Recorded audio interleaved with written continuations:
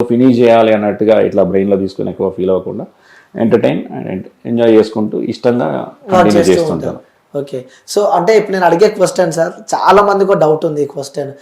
ఏదైతే ఐపీఎల్ మ్యాచ్లు జరుగుతున్నాయో అంటే ప్రతి మ్యాచ్ ఫిక్సింగ్తోనే జరుగుతుంది అని చెప్పి కూడా చాలా జనాలకు ఒక క్వశ్చన్ మార్క్ ఉంది అంటూ ఉంటారు కదా. అంటే వాళ్ళకి ఎలా థాట్ వస్తుంది అంటే గెలవకన్నా ముందే కొన్ని ప్రిడిక్షన్స్ ఇస్తూ ఉంటారు, ఈరోజు ఈ మ్యాచ్ గెలుస్తుంది ఈ మ్యాచ్ గెలుస్తుంది అని చెప్పి. అంటే వాస్తవంగా మీరు దగ్గరికి వెళ్ళి చూసిన వ్యక్తులు కాబట్టి ఈ ఫిక్సింగ్ అనేవి వాస్తవంగా నిజంగా జరుగుతాయి అంటారు? నాకు తెలిసినంత వరకు అసలు ఫిక్సింగ్ అనేది ఏమి ఉండదండి, అసలు ఛాన్స్ లేదు. ఫిక్సింగ్ అసలు ఫిక్సింగ్ అనేది ఉండదు, ఇదంతా తప్పు. మనం కూర్చొని మాట్లాడడం ఏదైనా మాట్లాడుకోవచ్చు, మన ఇష్టం ఉన్నంత వరకు మాట్లాడుకోవచ్చు, తప్పేం లేదు అందులో. బట్ ఫిక్సింగ్ జరగడం అనేది అంత ఈజీ కాదు, జరగదు. అది నేనైతే అసలు ఏమాత్రం కూడా ఛాన్స్ లేదు, ఒప్పుకోను. చాలా టఫ్. ఎగ్జాంపుల్ ఇప్పుడు మీరు క్రికెట్ ఆడితే నేను చెప్తాను, ఒక ఎగ్జాంపుల్, స్మాల్ ఎగ్జాంపుల్ చెప్తాను. మీరు బ్యాటింగ్ చేస్తున్నారు అనుకోండి, నేను బౌలింగ్ చేస్తున్నా అనుకోండి. సపోజ్ ఒక ఫిక్స్ అయినాం, మీరు ఒక అరే మన ఇద్దరం దోస్తులం రా, మేము ఈ మ్యాచ్ గెలుస్తాము, 2-3 ఫుల్ టాస్ బాల్ వేసి నేను 20 రన్స్ కొట్టాలి ఏ ఓవర్లో గెలుస్తామా అంటారు. సరే నేను బాల్ ఫుల్ టాస్ వేస్తాను, మీరు బ్యాటింగ్ తగ్గగానే బాల్ సిక్సర్ పోతుంది గ్యారంటీ ఏంటి? పోతుందా? అవుట్ అవ్వచ్చు, మిస్ అయితే బౌల్డ్ అవ్వచ్చు, ఇక్కడ ఎక్కడనే క్యాచ్ లేవచ్చు, ఇక్కడనే పట్టిపోతారు, ఇక్కడనే అవుట్ అయిపోతారు. సో అప్పుడు ఫిక్స్ ఎట్లా అవుతుంది అంటే అప్పుడు బ్యాట్ మీరు ఫిక్స్ చేసిన మ్యాచ్ని కాదు. సో ఛాన్స్ ఉండదు కదా, ఛాన్స్ లేదు. సో ఇదంతా కూర్చొని ఇది ఫిక్సింగ్, అది స్కోర్లు ఎవరో చెప్తారండి, స్కోర్లు ఎవరో చెప్పి ప్రెడిక్షన్, ఎవ్రీథింగ్ ప్రెడిక్ట్ ఎవరి ఇష్టం వాళ్ళు చేసుకుంటారు, అది వాళ్ళ ఇష్టం, దానికి ఎవరేం చేయలేరు కదా. అంటే గతంలో కూడా మనం చూసాం కొన్ని ప్లేయర్స్ మ్యాచ్ ఫిక్సింగ్ వల్ల మ్యాచ్ నుంచి బయటకు పంపించడం కానీ, అది ఏవో 1-2 సిచ్యువేషన్ జరిగినవి. ఆ తర్వాత మళ్ళీ ఇప్పటివరకు మనం కొన్ని ఇయర్స్ నుంచి అట్లాంటి పరిస్థితులు చూడలేదు. ఏవో జరిగినాయో వాళ్ళకి పనిష్మెంట్లు కూడా ఇచ్చారు, ఓట్లు అని ఎవరు చేయాల్సిన పని వాళ్ళు చేశారు. అది మనకి అన్నెసెసరీ టాపిక్ అనుకుంటుంది. ఫిక్సింగ్ అనేది అయితే జరగదు, ఇది ఐపీఎల్ మ్యాచ్ కానీ ఏ మ్యాచ్.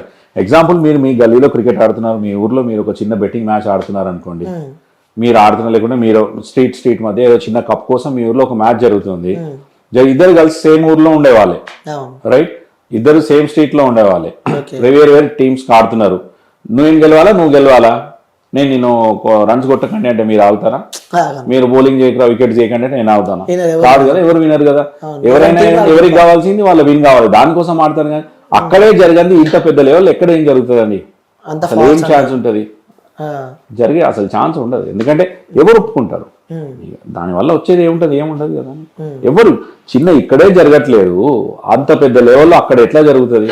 అక్కడ ఏముంటుంది ప్రెషర్ ఉంటుంది మీకు. మనం చిన్న గ్రౌండ్లో ఆడుచుండి మన టీంలో మన మెంబర్స్ మనల్ని ఒక 20 మంది చూస్తున్నారంటే చూసే వాళ్ళకి ఆడే వాళ్ళ మీద ప్రెషర్ ఉంటుంది, చాలా దిల్ మీద తీసుకొని ఆడుతున్నారు.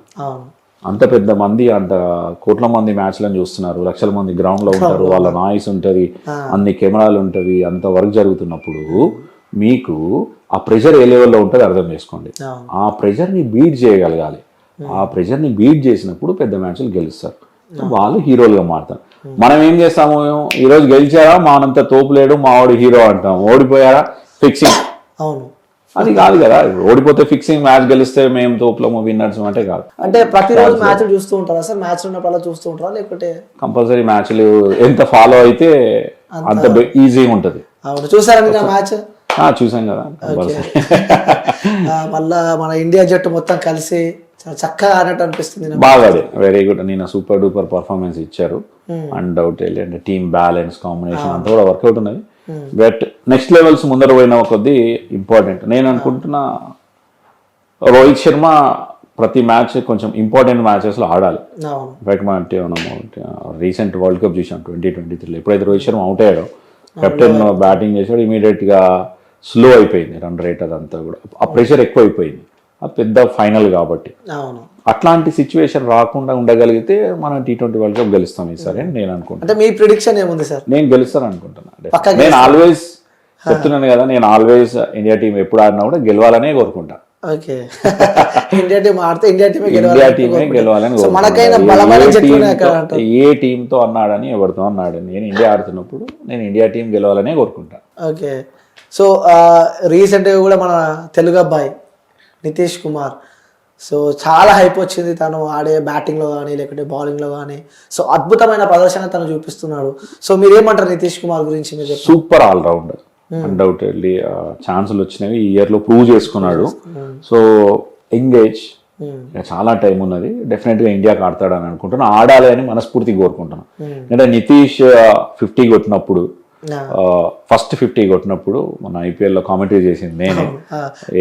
తెలుగు అబ్బాయి, తెలుగు తేజము, ఒక భరోసా ఇచ్చాడు ఎస్ఆర్హెచ్ టీంకి అని కామెంటరీ చెప్పింది కూడా నేనే. వెరీ హ్యాపీ అనిపించింది. ఆడాలి, ప్రూవ్ చేసుకోవాలి. అండ్ ఏజ్ వచ్చి కొంచెం ఎక్కువ మ్యాచ్లు ఆడుతున్న కొద్దీ ఆ ఎక్స్పీరియన్స్ వస్తుంది, ఎక్కువ ఎక్స్పోజర్ వస్తుంది. డెఫినెట్గా ఫ్యూచర్లో ఇండియాకి ఆడతాడు అనుకుంటున్నాను. ఒక కీ ప్లేయర్ అవుతాడు. ఎందుకంటే ఇండియన్ టీంలో మనకి ఫాస్ట్ బౌలర్ కమ్ బ్యాటింగ్ చేసేటువంటి ప్లేయర్స్ చాలా తక్కువ ఉన్నారు. ఎగ్జాంపుల్ చూసుకుంటే ఇప్పుడు మనకి Hardik Pandya, vice captain for team India ఈరోజు. ఆ తర్వాత మనకి నెక్స్ట్ లైన్లో ఎవరు ఉన్నారు అంటే పెద్ద గొప్పగా చెప్పుకోవడానికి ఎక్కువ పేర్లు లేవు. శార్దుల్ ఠాకూర్, చాహర్ లాంటి ప్లేయర్లు ఉన్నారు. బట్ వాళ్ళకి ఇంజురీ కన్సర్న్స్ ఎక్కువ ఉన్నవి, చాలా ఏళ్ళుగా క్రికెట్ ఆడుతున్నారు.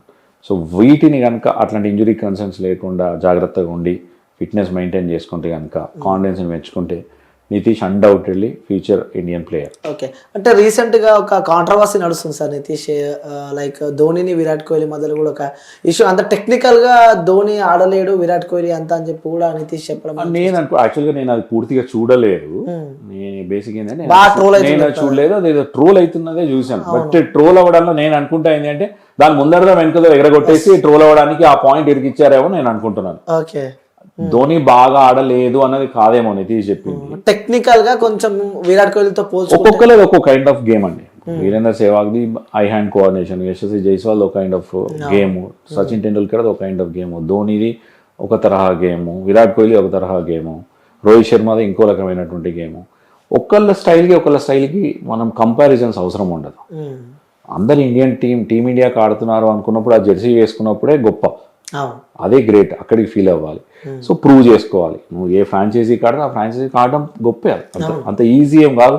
వందల్లో మంది ఆడుతున్నారు, వేల లక్షల మంది ట్రైనింగ్ చేసుకుంటున్నారు. అవకాశాలు వచ్చేది ఎంతమందికి? చాలా తక్కువ మందికి. 150 కోట్లలో ఇండియన్ టీంకి ఆడే 11 మంది 15 మందిలో ఒకళ్ళు కావాలని అంటే అంత ఈజీ కాదు కదా. ఎంత శ్రమ ఉండాలి, దాని వెనుక ఎంత కష్టపడాలి. At the same time in టైంలో ఛాన్సులు రావాలి, దాన్ని ప్రూవ్ చేసుకోవాలి. టీంలో ఉన్న ఆడడానికి అవకాశం రావాలి. మామూలుగా ఏదో ఎక్కడో డౌన్లో వచ్చో లేకుంటే ప్రెజర్లో వచ్చినప్పుడు అవుట్ అయిపోతే డోర్స్ క్లోజ్ అయిపోతాయి. దాన్ని ఆ ప్రెజర్ని బీట్ చేసి ప్రూవ్ చేసుకోవాలి అనేది అంత ఈజీ కాదు కదా. అంత పెద్ద ఉన్న మనం ఊరికనే కూర్చొని ట్రోల్ చేయడానికి వీళ్ళ దగ్గర అది లేదండి, వాళ్ళ దగ్గర అన్నారు, వీళ్ళు ఇది అన్నారు అని చెప్పి చెప్పడం చాలా ఈజీ. ఎందుకంటే ఫ్రీగా మాట్లాడేయచ్చు కాబట్టి అంతే. అంటే ఎంతమంది టీం ఉన్నా అందులో ఒక ప్రత్యేకత ఉంటుంది సార్. అంటే మనకంటే ఒకరు ఇష్టం అని ఉంటుంది. సో మీకు ఇండియా టీంలో ఎవరి ఇష్టం అంటే ఏం చెప్తారు? ఇప్పుడున్న టీంలో నాకు రోహిత్ శర్మ, ఓ సూపర్, బూమ్రా. డెఫినెట్గా మీ ఫేవరెట్ ప్లేయర్ ఇప్పుడు నా వల్ల నాకు రోహిత్ శర్మ, విరాట్ కోహ్లీ బ్యాటింగ్లో. అగ్రెసివ్నెస్ అంటే కూడా మీరు ఒకటి చెప్పాలని నేను చూసిన, అగ్రెసివ్నెస్ విరాట్ కోహ్లీ అగ్రెసివ్ డెఫినెట్గా ఉంటుంది కదా. విరాట్ కోహ్లీ గేమ్ అట్లాంటిది, తన నేచరే న్యాచురల్గా అట్లాంటిది, అగ్రెసివ్ ప్లేయర్. ఈ రోజు వచ్చింది కాదు కదా. విరాట్ కోహ్లీ చిన్నప్పటి నుంచి ఆడుతున్న విధానం అది, తన స్టైలే అది. ఏ కైండ్ ఆఫ్ క్రికెట్ ఆడినా, టెస్ట్ ఆడినా, T20 ఆడినా, వన్డే ఆడినా గెలవాలి, డిజైర్ టు విన్ అనేది, గెలవాలి అన్న ఆ మోటో ఉంటుంది చూసారా, అది ఎనీ టైం ఉంటుంది. అంతేని మన ఆర్సీబీ చూడండి, ఛాన్సెస్ లేవు అని అన్నారు, ఎక్కడ దాకా వచ్చారు. బికాస్ ఆఫ్ ఎందుకోసం వచ్చారంటే అంత పంప్డ్ అప్, అంత మిగిలిన టీం మెంబర్స్ కూడా అంత కాన్ఫిడెన్స్ ఇస్తాడు. తను ఒక్కడే ఆడడం కాదు, తను ఆడడంతో పాటు మిగిలిన టీంని కూడా పట్టుకొని ముందర తీసుకెళ్తాడు. ఎవరన్నా కన్నా ఒక లూజ్ ఉన్నా, కొంచెం కాన్ఫిడెన్స్ లూజ్ అయిపోయినా కూడా నీకెందుకు నేను ఉన్నా అని చెప్పి సపోర్ట్ ఇచ్చి తీసుకెళ్ళగలుగుతారు. సో అది ఇంపార్టెంట్ స్పోర్ట్లో. ఎందుకంటే సింగిల్గా ఆడే స్పోర్ట్ కాదు. బ్యాడ్మింటనో టెన్నిసో అనుకోండి, సింగిల్గా ఆడిపోతారు, వాళ్ళ మీదనే డిపెండ్ అయిపోయి ఉంటారు. ఇది అట్లా కాదు కదా. 11 మంది కలిసి ఆడాల్సింది. ఒకళ్ళు బౌలింగ్ చేయాలి, ఒకళ్ళు బ్యాటింగ్ చేయాలి, ఒకళ్ళు ఫీల్డింగ్ చేయాలి, ఒకళ్ళు కీపింగ్ చేయాలి, ఒకళ్ళు క్యాచ్లు పట్టాలి. సో అందరూ కలిసి చేస్తేనే సక్సెస్ వస్తుంది. ఒకళ్ళ వల్లనే ఏదో ఆ ఒక్క సిచ్యువేషన్ తోటే మ్యాచ్ అయిపోయిందంటే కొన్నిసార్లు జరగవచ్చు, కానీ దాని వల్లనే మొత్తం పోయింది అంటే కష్టం. డెఫినెట్గా అందరు కలిసి ఆడాలి, అందరు కలిసి ఆడితేనే, అందరు కలిసి పర్ఫార్మెన్స్ ఇస్తేనే రిజల్ట్స్ అనేవి కూడా వస్తుంటాయి. టఫ్ సిచ్యువేషన్స్లో బయటికి వస్తుంటారు. అప్పుడే అంతదాకా రీచ్ అయ్యారంటేనే ఆల్రెడీ అట్లాంటివి ఎన్నో సిచ్యువేషన్స్ని దాటి వెళ్తారు. సో మీరు చాలానే కామెంటరీ చేసి ఉంటారు. సో అందులో మనకంటూ కొన్ని ఫేమస్, సరే మీ రీల్ ఎప్పుడైనా మీరు చూసుకున్నారు సార్ ఎక్కువ సార్లు? రీల్ చూస్తాను. నేను యాక్చువల్గా ఏంటంటే కొంచెం ఫోన్ మీద తక్కువ టైం స్పెండ్ చేస్తాను. ఇంట్లో వాళ్ళు చెప్తూ ఉంటారు, ఫ్రెండ్స్ చెప్తూ ఉంటారు, అది ఇది కామెంట్స్ అని. అందులో మీకు నచ్చిన రీల్ ఏంటి సార్? నేను యాక్చువల్గా ధోనిది నేను ఎక్స్పెక్ట్ చేయలేదు, ఎక్కువ వచ్చేసింది. తర్వాత విరాట్ కోహ్లీ దాని బాగానే చెప్పాను. ఆ తర్వాత మహేంద్రుడు ఒకటి చెప్పాను, అది బాగానే ఉంది. తర్వాత నిమ్మకాయ అంటూ కూడా ఒకటి చెప్పాను, అది మామూలుగా నిమ్మకాయ ట్రెండింగ్ లో ఉండింది అప్పుడు. మన బ్యాటర్ కొడితే బాల్ ఆల్మోస్ట్ స్టేడియం బయటికి వెళ్ళిపోయినంత అయిపోయింది.